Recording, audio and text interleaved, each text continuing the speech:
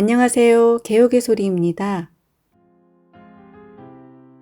제2장 차별금지법에 관하여 창세기 19장에 기록된 소돔성 멸망의 사건으로 살펴본 동성애의 실체. 아브라함은 창세기 18장 24절로 31절에 하나님께 끊임없이 간구하였습니다.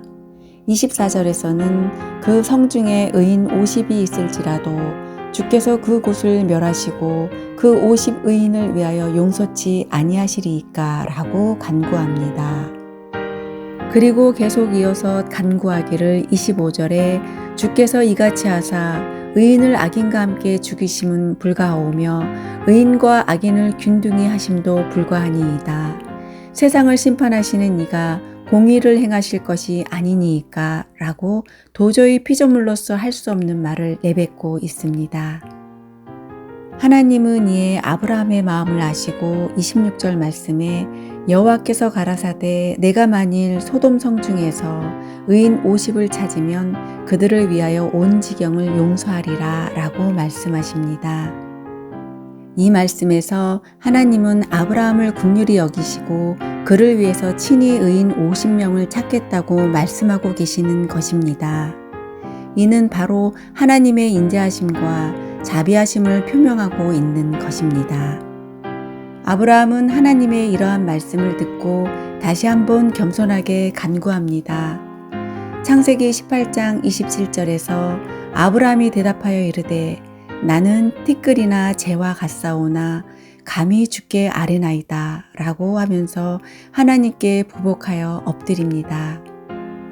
그리고 28절에 의인 45명을 언급하며 29절에서 의인 40명을 언급하고 있습니다. 그리고 이어서 30절에 아브라함은 하나님께 말하기를 아브라함이 가로되 내 주여 노하지 마옵시고 말씀하게 하옵소서. 거기서 30인을 찾으시면 어찌하려나이까. 가라사대 내가 거기서 30인을 찾으면 멸하지 아니하리라 라고 말씀하십니다. 그리고 이어서 아브라함은 끈질기게도 31절에 20명을 언급하며 32절에 10명을 언급합니다. 그리고 33절에 여호와께서 아브라함과 말씀을 마치시고 즉시 가시니 아브라함도 자기 곳으로 돌아가게 되었습니다. 이 말씀을 끝으로 창세기 18장은 막을 내리고 있습니다.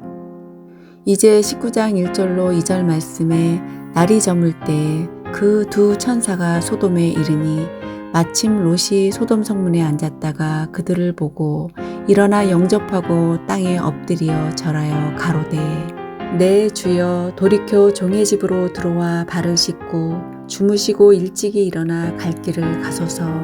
그들이 가로되 아니라 우리가 거리에서 경야하리라 라고 기록되어 있는데 이 말씀에서 롯도 아브라함과 같이 지나가는 나그네를 대접하고자 하였습니다.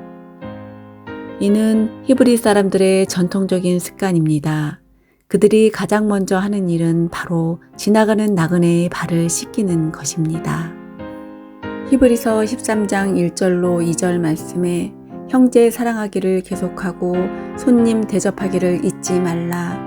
이로써 부지 중에 천사를 대접한 이들이 있었느니라 라고 기록하고 있습니다.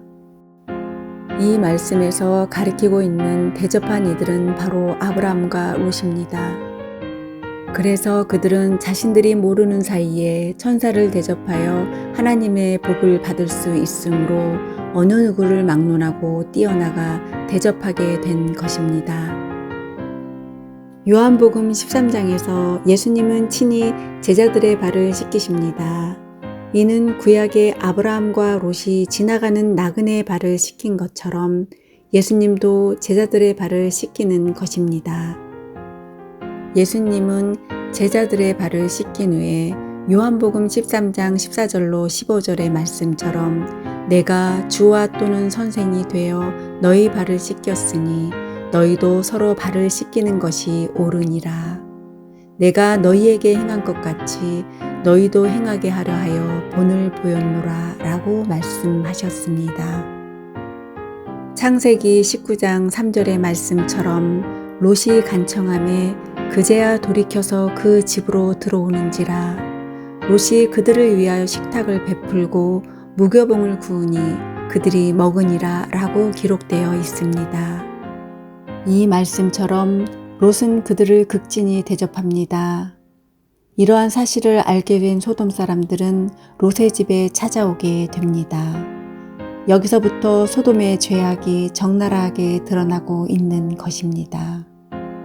창세기 19장 4절로 5절 말씀에 그들이 눕기 전에 그 성사람 곧 소돔 백성들이 물온 노소하고 사방에서 다 모여 그 집을 에워싸고 롯을 부르고 그에게 이르되 이 저녁에 내게 온 사람이 어디 있느냐 이끌어내라 우리가 그들을 상관하리라 라고 기록하고 있습니다. 이 말씀에서 상관한다는 의미는 성적인 행위를 내포하고 있는 것입니다. 이에 롯은 6절 말씀에 그 무리에게로 나가게 되고 7절 말씀에 그들에게 말하기를 이르되 청하노니 내 형제들아 이런 악을 행치 말라라고 합니다. 그리고 이어서 8절 말씀에 내게 남자를 가까이 아니한 두 딸이 있노라 청컨대 내가 그들을 너희에게로 이끌어 내리니 너희 눈에 좋은 대로 그들에게 행하고 이 사람들은 내 집에 들어왔은즉 이 사람들에게는 아무 짓도 하지 말라라고 하며 나그네들을 보호하고자 합니다. 이는 자신의 두 딸을 그들에게 내어주면서까지 나그네들을 보호하고자 하는 것입니다. 이러한 롯의 행동은 결코 합당하다고 할 수 없는 것입니다. 왜냐하면 롯이 지켜야 할 대상은 비록 나그네이기도 하지만 자신의 두 딸인 것입니다. 하지만 롯은 이러한 점을 간과한 채 단지 나그네를 그들로부터 보호한다는 명목으로 두 딸을 내어주는 잘못된 선택을 하고 있는 것입니다. 그 선택의 기준은 결코 용납되어서는 안 될 것입니다. 이 말을 들은 롯의 집에 찾아온 무리들은 9절의 말씀처럼 그들이 가로되 너는 물러나라 또 가로되 이놈이 들어와서 우거하면서 우리의 법관이 되려 하는도다. 이제 우리가 그들보다 너를 더 헤아리라 하고 롯을 밀치며 가까이 나와서 그 문을 깨치려 하는지라 라고 합니다. 이 말은 롯에게 더 이상 자신들을 훈계하지 말라는 것입니다. 만약에 계속 그렇게 한다면 자신들이 롯을 더 해할 것이라고 합니다. 그리고 롯을 밀치며 문을 부수려고 합니다. 이어서 10절에 그 사람들이 손을 내밀어 롯을 집으로 끌어들이고 문을 닫게 됩니다. 그리고 11절에 문 밖에 있는 무리들의 눈을 어둡게 하고 그들이 문을 찾아 헤매이게 합니다. 이어서 12절에 롯의 집에 찾아온 나그네들이 롯에게 말하기를 롯 자신에게 속한 자들은 다 성 밖으로 이끌어내라고 말합니다. 그리고 13절에 자신들이 소돔성에 온 목적을 말하고 있습니다. 그 목적은 13절에 기록되어 있습니다. 그들에 대하여 부르짖음이 여호와 앞에 크므로 여호와께서 우리로 이곳을 멸하러 보내셨나니 우리가 멸하리라. 롯은 그들의 말을 듣고 나가서 14절 말씀처럼 자신의 딸들과 결혼할 사위들에게 소돔성의 멸망을 말하고 떠나라고 말합니다. 그러자 그들의 반응은 후반부에 기록된 말씀처럼 그 사위들이 농담으로 여겼더라입니다. 15절 말씀에 동틀 때에 천사가 롯을 재촉하여 가로되 일어나 여기 있는 네 아내와 두 딸을 이끌라. 이 성의 죄악 중에 함께 멸망할까 하노라 라고 기록되어 있는 것처럼 천사들이 롯을 재촉합니다. 그러나 롯은 16절의 말씀처럼 지체하게 되었고 그러자 그들이 롯의 손과 그의 아내의 손과 두 딸의 손을 잡아 인도하여 성 밖에 두게 되었습니다. 롯과 그에 속한 가족들이 소돔성을 떠나 소알 성읍에 들어갈 때 23절의 말씀처럼 해가 돋게 되었습니다. 그리고 그때 24절로 25절의 말씀처럼 여호와께서 하늘 곧 여호와에게로서 유황과 불을 비같이 소돔과 고모라에 내리사 그 성들과 온 들과 성에 거하는 모든 백성과 땅에 난 것을 다 엎어 멸하시게 되었습니다. 원래는 롯과 그의 가족들 또한 소돔과 고모라와 함께 유황과 불로 멸망해야 했음에도 불구하고 하나님께서 아브라함을 생각하사 롯과 그의 가족들을 소돔성에서 내보내신 것입니다. 이에 대해서 창세기 19장 29절에 하나님이 그 지역의 성을 멸하실 때에 곧 롯이 거주하는 성을 엎으실 때에 하나님이 아브라함을 생각하사 롯을 그 엎으시는 중에서 내보내셨더라 라고 기록하고 있습니다.